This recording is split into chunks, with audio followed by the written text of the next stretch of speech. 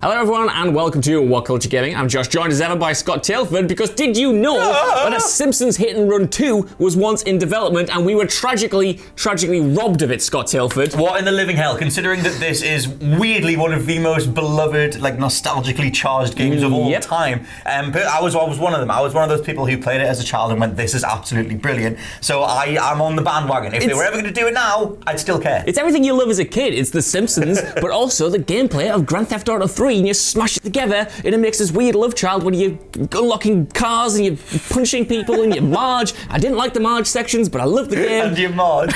And you Marge. I don't even... You Marge. Everything's going on. And the thing that I loved about it, which I will also drop in on a nostalgic thing, for anyone who played Virtual Springfield on the PC, was that before you were born? That might have been before I was born. Me and 7 other people will know what Virtual Springfield is, which was really cool because you got to actually map Springfield and go from place to place and see what connects to what. And I loved that they did that in Simpsons Hit and Run. I think I actually... Was that on like a browser? Yes. Was that an actual game? It was a first-person thing. I think I might have played that. It was great. There was a Toy Story one as well. But yeah, in regards to Hit and Run though, everyone has, there's an entire generation of people who have a reference point for that. And I think that, considering that all our dreams almost came true. Yeah, well I think Hit and Run is one of those games that sort of appeal to non-gamers as well. Like if you throw up a post about Simpsons Hit and Run on Facebook or something, you'll have likes from mams, from kids, from older people. It'll be everyone who at least knows what it was or has some, nostalgic memories of playing it for at least half an hour or an hour at sort of sleepovers and stuff. I do have some actual details about what happened to this game. Good.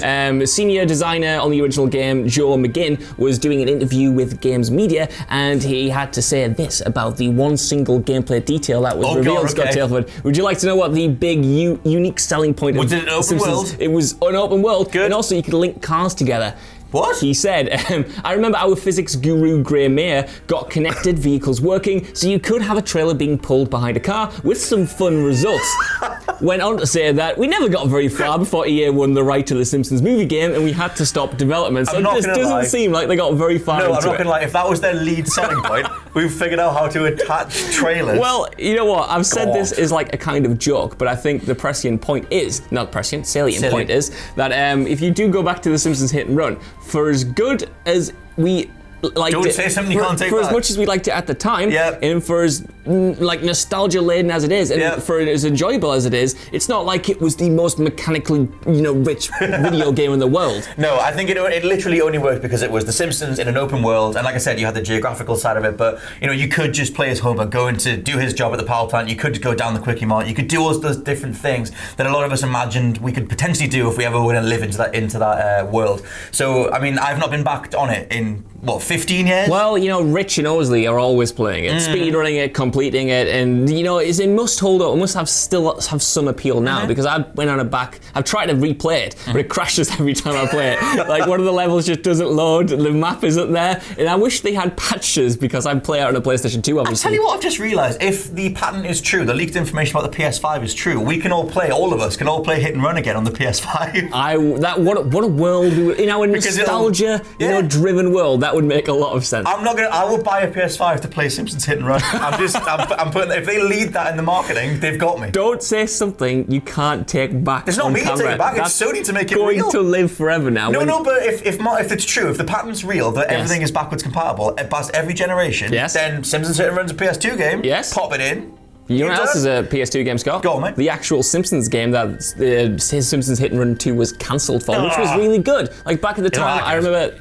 It was alright. It was really good. It's not better than Hit and Run. That's debatable. Well, the comments will, but it's not. I mean, you can pick one or the other. Simpsons Hit and Run or the Simpsons Game from 2006. I'm going to go with Hit and Run. I'm going to go with the Simpsons Game. Good. I genuinely loved that title when I was younger, like being able to play that co-op as well. I thought a lot of love was put into that game, and as good as Hit and Run was, I just felt like the Simpsons Game was a bit more polished. And it kind of set a precedent for what EA could have done with the franchise, because obviously the reason we didn't get Hit and Run 2 is because they bought the license and they were going to create more games. And for me, the Simpsons Game should have been a jumping off point But it wasn't, as EA's want to do. They bought up the license and then just sort of released a couple of mobile games, including Tapped Out, and then didn't do anything properly, in the console space with the brand. And it's like, I never understand companies that do that, where they sweep up lucrative licenses and then they don't just sit on them. For seemingly no reason, just to sit on them until unless it's like a weird choke the market out and we make sure that we're the only name associated with this and then we cash in later on. I honestly don't really get it either. Because the EA of the 2000s was dropping Lord of the Rings games, James Bond games, and they were all brilliant as well. They had a really good run back then. But in regards to The Simpsons, the 2006 thing, that was like its own separate, had its own separate script. They got all the creative directors, all the different script writers in to write that thing, and then they just didn't really do anything else with the Simpsons IP, especially in the game space. I remember back at the time when there was those, the interviews with the developers and the writers, and they were saying about how the Simpsons brand in the video game world had kind of not really been done justice before, and it makes you wonder whether it actually can be. We were talking before we started recording about whether it's even viable to have, a Simpsons game in the year of our Lord 2020, like a big Simpsons game that gets released, because the show itself isn't exactly in, amazing stead. It's had way more bad seasons than good at this point. It's, golden years are long gone. We still have a lot of affection for those characters and for those, stories and stuff, but I don't know how you could really, to cut EA some slack, I don't know how you could do it, because even though we love Simpsons Hit and Run, all the other games from that era, I always get crap for bringing up. I loved Simpsons Skateboarding. No one likes Simpsons Skateboarding. I love Simpsons Road Rage. I knew you were gonna Nobody likes Simpsons Road Rage. I knew you were going to go there. Did you like Simpsons Wrestling? I didn't like Simpsons Wrestling, I didn't mind Simpsons Wrestling. Of course you didn't. Me and all my friends were watching ECW, and we were just like, we were playing the ECW Hardcore Revolution game, another name drop from 20 whatever it was years ago, and then playing Simpsons Wrestling and getting used to the way that game played, which was terrible. Really primitive attempts at cell shading. The way you could just burp someone to death as Barney. You could, Baby Barney. Well, that was the thing. Not to make this video all about the Simpsons Wrestling, although I very much would. Yeah. I remember at the time thinking that was just complete trash, because I was playing, the SmackDown games, or maybe it was the Raw games back then, which were way more responsive, and then you got hold of this finicky thing, and none of the moves made sense. I was though, Scott. As a dumb child,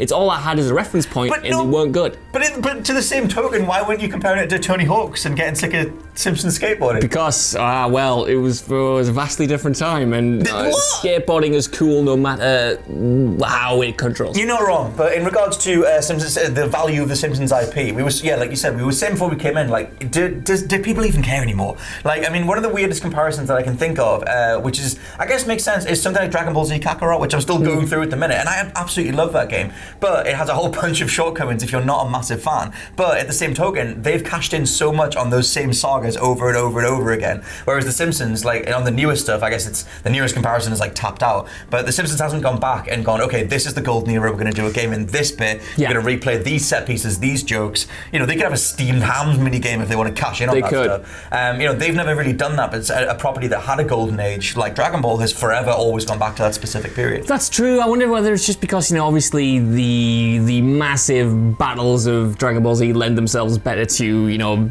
being playable, if that makes sense. I don't know how you could, like, what genre would a Simpsons game be? You know what I mean? Like, well, I guess you just do a hit and run, but they'd have loads of different mini games. Like, you could have a mission where he goes up to space. You could do all the different things. Have the monorail appear and be like, you have to drive it for a bit. I don't know, to be honest, but for me, I like the exploration in hit and run. I don't know how much it had such a following because it was just GTA with the Simpsons. Yeah. Same with like Jak 2. I think that's one of the best open world games of all time, but I've not been back to it in like 14 years. Yeah. So it might be one of those things where it was that big boom of everyone just loving, Rockstar adjacent stuff, and I wonder what the hell you would even do with it at this point. Well, for my money, I think the only thing you can do with the Simpsons brand is related to hit and run, because that's the only one that people, even though obviously people played the other Simpsons games, that's the biggie. The people might not like Simpsons games, but they like the Simpsons Hit and Run. Everyone's heard of it. Everyone's at least heard of it, like we said, and it was mentioned last year by I think one of the original developers who was saying, remaster it. And I am always completely perplexed as to why nobody has yet, because that's just an excuse to print money. If you bring Simpsons Hit and Run back, like you have, Crash Bandicoot or Spyro the Dragon, there's such a well of nostalgia to cash in on. And I know that sounds cynical, but it would make for a good game as well. Like, it would make for something that people want, it would make money for the people making it, and it seems like an obvious next step, and I don't know why we haven't seen it. If SpongeBob Battle for Bikini Bottom can get a remaster, then you can remaster Hit and Run. The only reason I think that is maybe held up in a probably like a legal rights snafu is because of the whole Disney Fox split it, and EA going like, well, is it really worth it? Do we want to cash back in on this? I don't know the realities of that thing, but like you said, one of the ex-staff was saying that they will be up for a remaster, and it would be, like you said, it would be super easy money. Who the hell would not buy Hit and Run on a Switch or on PS4? Or on PS5. Or on PS5. I mean, I'm going to buy a PS5 to play it. I don't really care about. I don't need a new one. I'll get the regular one. That's all I need. So anyway, let us know what you think down in the comments below. Do you prefer Simpsons 2006 or Hit and Run? And were you gutted about Hit and Run 2 being cancelled? For now, though, I've been Scott from WhatCulture.com. I've been Josh from WhatCulture.com. And we'll catch you next time. Bye. Bye. It's obviously the Simpsons game. I mean, it's obviously not. It's not though, is it? Well.